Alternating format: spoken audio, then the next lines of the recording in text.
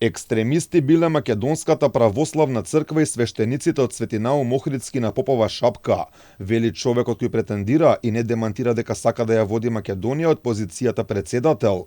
За Оливер Спасовски, екстремизам со цел подгревање на меѓуетничките тензии бил крстот на црковен имот. Спасовски реши ова да го изговори на традиционалниот новогодишен брифинг со медиумите, во делот каде што нема камери и не е дозволено снимање. Запрашан за став околу последните случувања и одлуката за рушење на крстот, Спасовски, кој важи за главен фаворит за кандидат за председател на СДСМ, одговори дека било дел од политички фолклор. Кога зборувам за екстремистички групи, и тоа се екстремисти кои што сакаат на еден или на друг начин да предизвикаат меѓуетнички конфликти и тензии, тој политички фолклор ќе се засилува сега како се наближуваат изборите.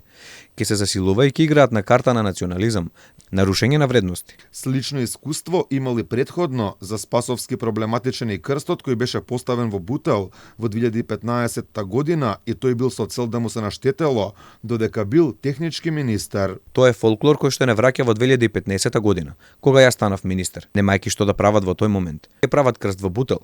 Зошто? За да ти кажат, ајде да те видиме сега како ќе се справиш и што ќе правиме со крстот. Ова е истата ситуација.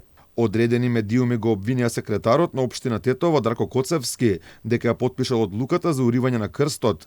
Тој демантира, вели не потпишал никаква одлука, ниту пак имал ингеренција за тоа, ниту тој, ниту првиот човек на градот, Билал Касами. Прво се носи опомена за уривање за да се исправат неправилностите констатирани на терен. Одлуката за рушење ја донел градежен инспектор на општина Тетово, но вакви градби има за рушење околу 5000. Кој знае кога ќе му дојде редот. Коцевски смирува дека сигурно нема да има рушење на крстот, бидејќи Тетовско-гостиварската епархија поднела жалба до второстепениот орган.